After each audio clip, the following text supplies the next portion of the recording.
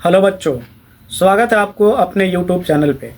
पिछले video lecture में हम सर आवर्धन तक की जानकारी प्राप्त कर लिए थे। आज हम देखेंगे दर्पण का पहचान करना। ठीक है, तो आज अपना हेडिंग रहेगा सर दर्पण की पहचान। हेडिंग डाल लीजिए,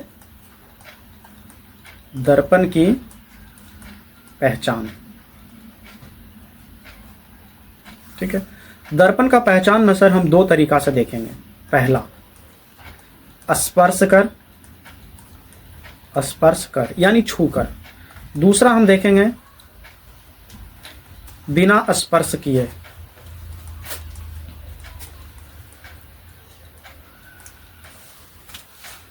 ठीक है, तो पहले हेडिंग डाल लेते हैं कि स्पर्श कर हम दर्पण की पहचान कैसे करेंगे। ठीक है, तो अपना पहला हेडिंग रहेगा सर कि दर्पण का पहचान हम स्पर्श कर कैसे पता करेंगे। और आप सबको बेहतर पता है कि दर्पण तीन प्रकार के हैं, समतल दर्पण, अवतल दर्पण और उत्तल दर्पण। तो पहले हम बात कर लेते हैं सर समतल दर्पण पे। समतल दर्पण, ठीक है, इसकी पहचान कैसे होगी? जब समतल दर्पण को आप टच कीजिएगा सर तो आपको समतल महसूस होगा।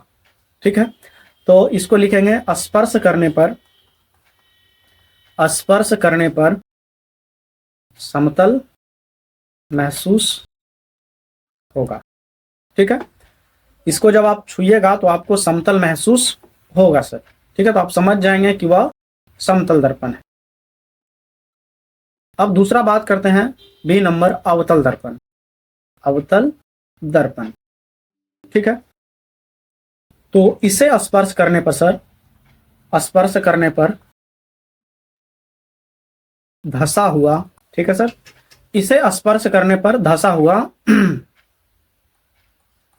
स्पर्श करने पर धंसा हुआ महसूस होता है। तो आप समझ जाएंगे कि यह एक अवतल दर्पण है। ठीक है, कैसा महसूस होगा? धंसा हुआ।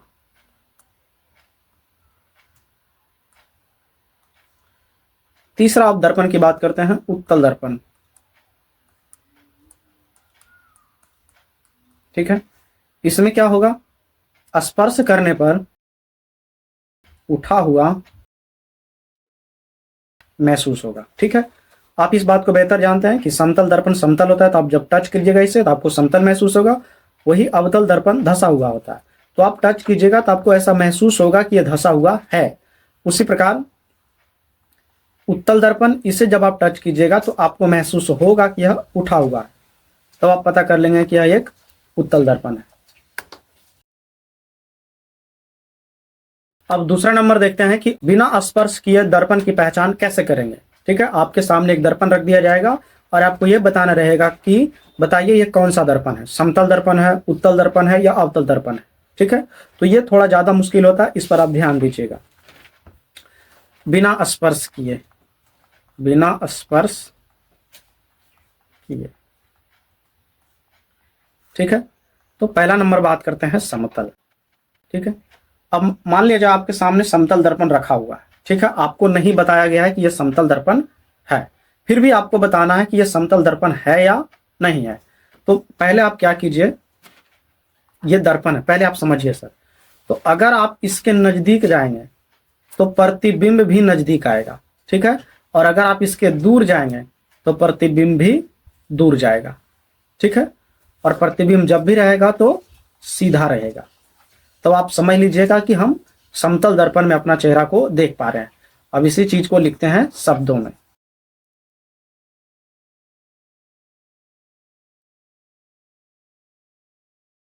ठीक है सर, समतल दर्पण में क्या होगा कि अगर आप दर्पण के नजदीक जाएंगे तो प्रतिबिंब भी दर्पण के नजदीक होगा, और अगर आप दर्पण से दूर जाएंगे तो प्रतिबिंब भी दर्पण से दूर होगा। और हमेशा, और हमेशा प्रतिबिंब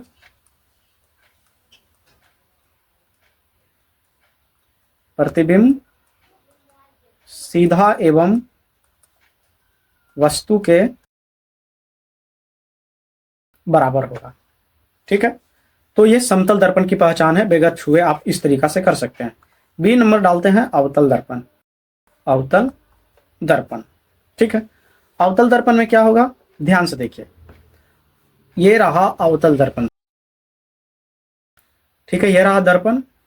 देखिए जब आप इसके नजदीक आएंगे, ठीक है, जब इसको आप नजदीक जाएंगे तो पहले प्रतिबिंब की दूरी, प्रतिबिंब आप खुद को देख के थोड़ा ना बता पाएंगे सर, आप दर्पण को देख के बता पाएंगे। तो प्रतिबिंब की दूरी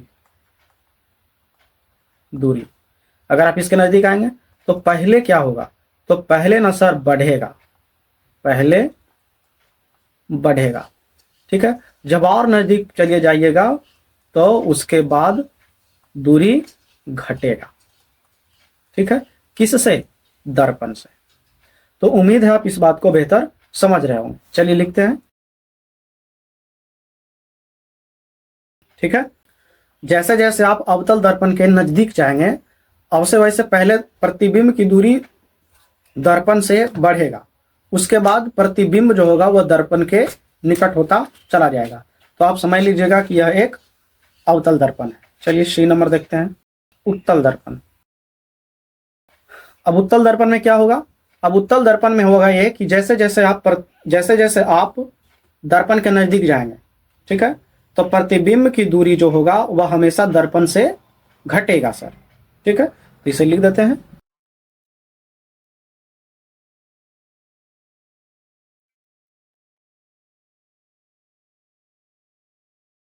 ठीक है सर। जैसे जैसे आप उत्तल दर्पण के नजदीक जाएंगे तो प्रतिबिंब जो होगा एकदम सामने आता जाएगा, ऐसा लगेगा कि प्रतिबिंब एकदम से दर्पण के करीब आ रहा। तो आप बेहतर समझ जाएंगे कि वह एक उत्तल दर्पण है, ठीक है सर।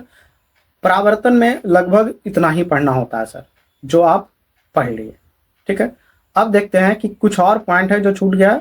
तो एक पॉइंट था सर जो हमसे छूट गया था, तो उसे आप लिख लीजिए नोट पॉइंट डाल के, ठीक है।